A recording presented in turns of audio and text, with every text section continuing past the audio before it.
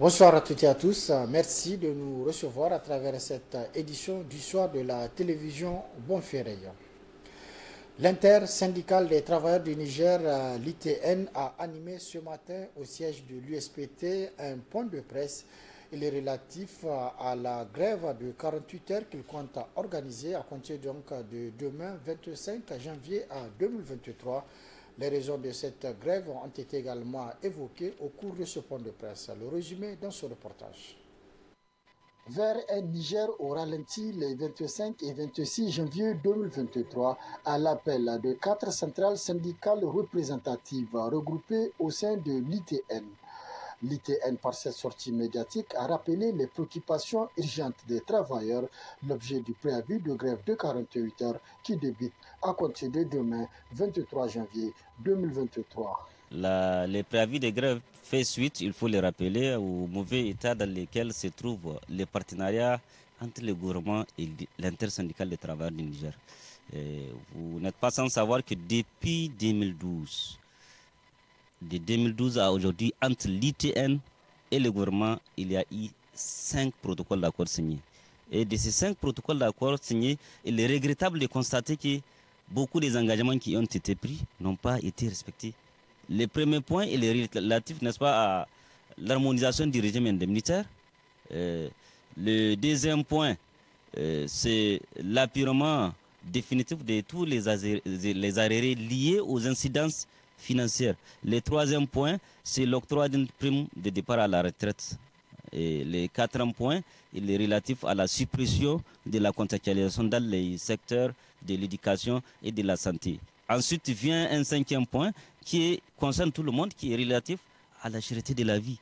Les responsables de l'intersyndicale du Niger ITN ont également rassuré les travailleurs de leur engagement à poursuivre le mouvement jusqu'à satisfaction de ces revendications.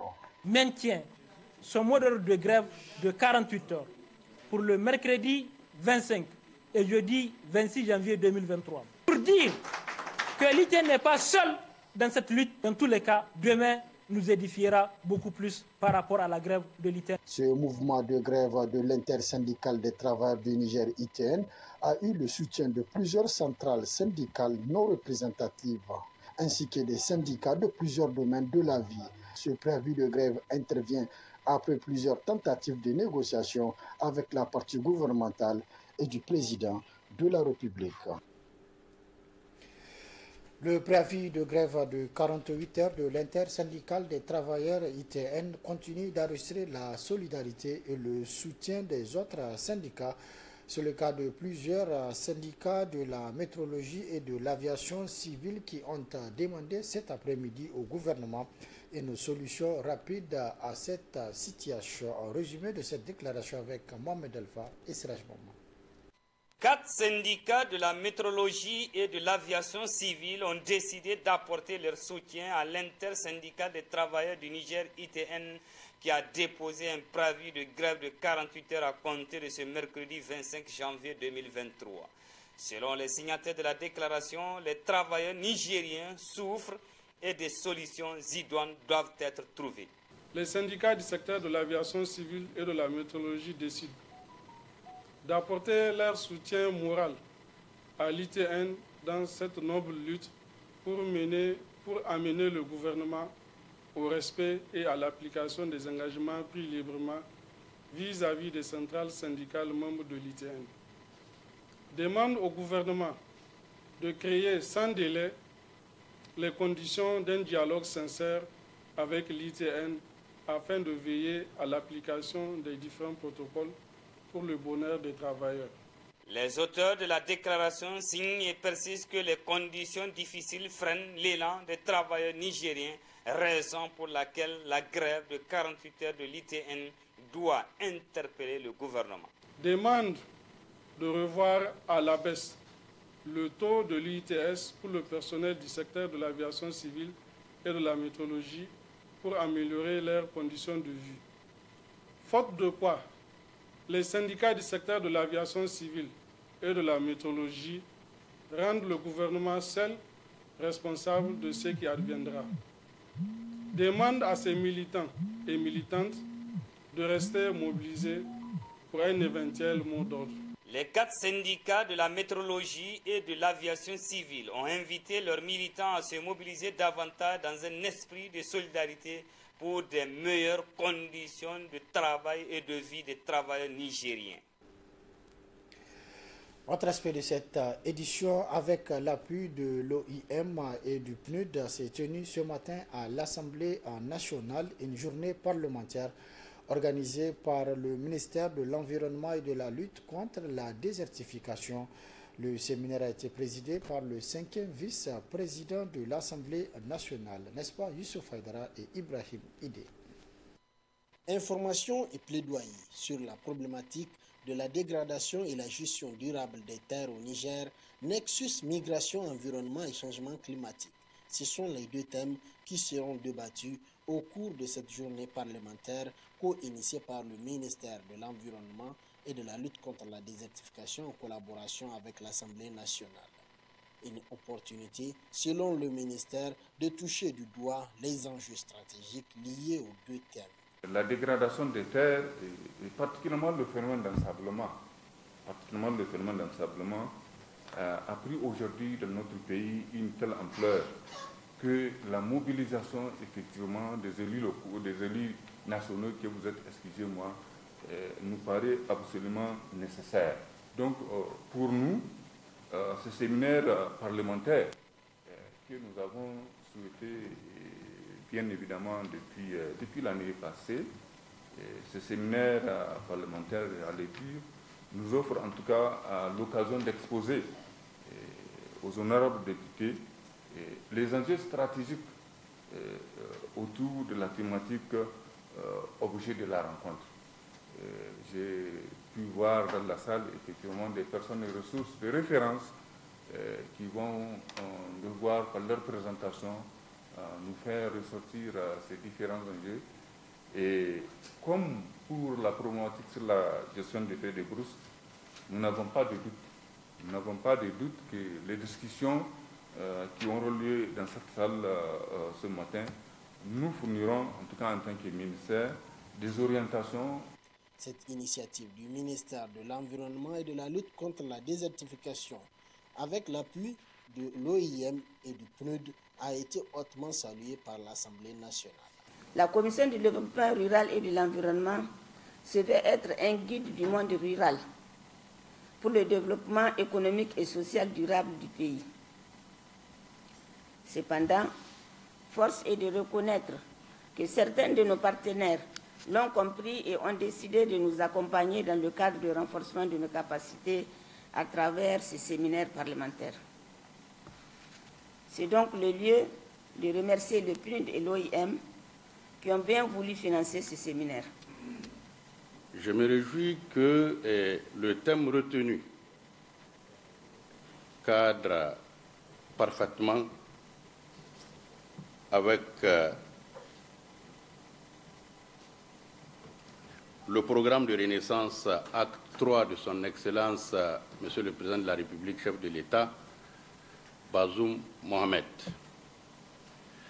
C'est le lieu également de féliciter et remercier le ministère de l'Environnement et de la lutte contre la désertification pour avoir initié l'atelier sur un thème qui est de grand intérêt pour le Niger. Le Niger prend de plein fouet les coûts des effets du changement climatique, forçant la population à se déplacer pour la quête des terres fertiles. Ce sont ces enjeux qui seront présentés devant les parlementaires nigériens. Et puis la Haute Autorité de protection des données à caractère personnel organise depuis ce matin une séance de sensibilisation des acteurs du secteur de la profession libérale et cadre de l'enseignement privé. C'est la présidente de cette institution qui a présidé la cérémonie d'ouverture de cette journée de sensibilisation devant nos reporters Boubacar Amadou et Abdoulaye Sène. En plus de sa mission traditionnelle de délivrer les actes de conformité pour le traitement et le transfert des données, la Haute Autorité de protection des données à caractère personnel a l'obligation de vulgariser la loi sur la protection des données à caractère personnel, ainsi que de former et sensibiliser les acteurs. C'est dans ce cadre que s'inscrit cette séance de sensibilisation destinée au cadre du secteur des professions libérales et c'est du secteur de l'enseignement privé sur la problématique des données à caractère personnel. La démarche pour nous est d'amener tous les acteurs concernés à se familiariser avec la problématique de la protection des données personnelles en se conformant à la législation sans que nous ayons à recourir à la panoplie des dispositions contraignantes prévues par les textes en vigueur. Je voudrais rappeler d'ailleurs que la loi 2017 accordait un délai de 6 mois à tous les responsables de traitement pour régulariser leur traitement déjà mis en œuvre avant l'adoption de la dite loi. En réitérant mes remerciements à vous tous, je souhaite que chacun dans sa sphère d'activité et de responsabilité se convertira à l'issue de cette formation en leader et acteur avisé et engagé pour la réalisation effective de nos objectifs, à savoir amener tous les acteurs privés comme publics à se conformer à la loi sur la protection des données à caractère personnel pour le bien de tous les citoyens nigériens. Dans ce contexte actuel caractérisé par la migration de tous les secteurs d'activité vers le numérique et au regard des avantages qu'il offre, une telle session se justifie à plus d'un titre, a précisé la présidente du HAPDP. L'institution que dirige Sanadi Chimadan Hadatan n'entend pas s'arrêter là. Dans le cadre de la Journée internationale de la protection des données à caractère personnel qui sera célébrée le samedi prochain, l'institution compte organiser une séance de sensibilisation à l'endroit des élèves et étudiants. Comme nous avons eu l'habitude de le faire, nous l'avons fait pour un certain nombre de secteurs, dont le secteur financier l'année passée. Nous l'avons fait aussi en ce qui concerne les professions du domaine de la santé, c'était aussi l'année passée. Et là, donc, nous sommes rentrés dans le cadre de l'activisme en ce qui concerne la semaine de la journée internationale sur la protection des données à caractère personnel. Le samedi prochain, donc, ça sera la journée internationale de protection des données à caractère personnel. Donc, c'est une journée que nous comptons célébrer cette année avec la jeunesse estudiantine. Donc, ça sera les facultés, les grandes écoles de Niamey. Donc, nous allons animer une grande conférence débat au Palais des Congrès de Niamey à l'endroit de quelques 1000 étudiants de la place. Autorité administrative indépendante dotée de la personnalité morale et de l'autonomisation financière, la HAPDP a pour mission de veiller à la conformité des traitements des données à caractère personnel par rapport aux dispositions des textes en vigueur et des conventions internationales auxquelles le Niger s'est librement adhéré. Clôture cet après-midi à Niamey la conférence de haut niveau sur la région du lac Tchad. Les partenaires présents donc à cette rencontre ont pris beaucoup d'engagements évalués à 520 millions de dollars. D'autres détails dans ce compte rendu. La conférence de haut niveau sur la région du lac Tchad, une première au Niger, a mobilisé un nombre important de partenaires du système des Nations Unies. En plus du soutien de l'Allemagne et Norvège, la rencontre de Niamey a permis aux acteurs partenaires à tous les niveaux de réaffirmer leur solidarité et engagement pour accompagner les pays du bassin du lac Tchad à relever les défis de l'insécurité et du changement climatique. Ces discussions ont également permis de relever et souligner que le déplacement ne peut être traité uniquement comme un problème humanitaire. Il doit être considéré comme une réponse aussi aux défis sécuritaires. Les gouvernements des pays riverains du lac Tchad, en concertation avec les partenaires de la région, doivent déterminer les priorités des projets de stabilisation et ou de relèvement à mettre en œuvre dans les zones affectées. La nécessité de mettre en place un fonds régional pour soutenir les programmes de réinsertion et de réintégration des combattants repentis de Boko Haram. Le ministre des Affaires étrangères nigérien a lancé un appel aux partenaires à plus d'accompagnement pour relever les défis. Aucun aspect de la crise n'a été ignoré ou négligé. Je voudrais alors lancer un appel à tous les partenaires en vue d'une mobilisation conséquente et d'un soutien adéquat aux efforts des gouvernements des pays de la région dans le cadre de la mise en œuvre des programmes de stabilisation et de relèvement des zones affectées. Je puis vous assurer de l'engagement et de la détermination de mon pays, hôte de cette conférence, de poursuivre avec tous les partenaires les efforts nécessaires à la réalisation des objectifs que nous nous sommes assignés pour le bien et la prospérité des populations de la zone.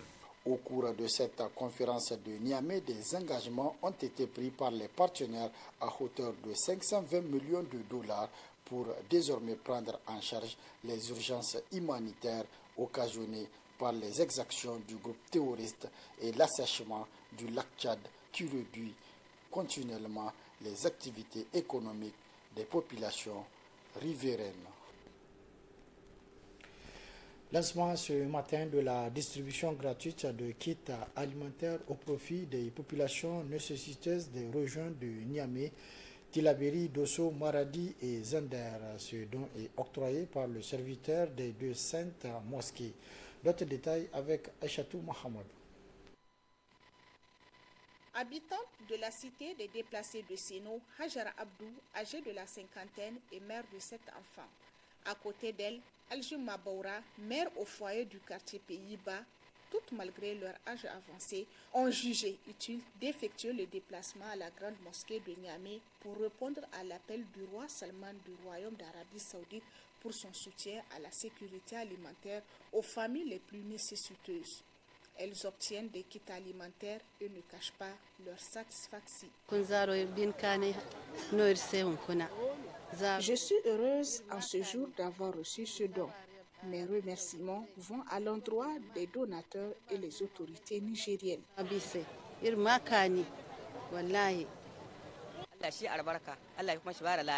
Mes sincères remerciements, qu'Allah les récompense. Ce don est composé de riz, maïs, sel, haricots, arômes et huile.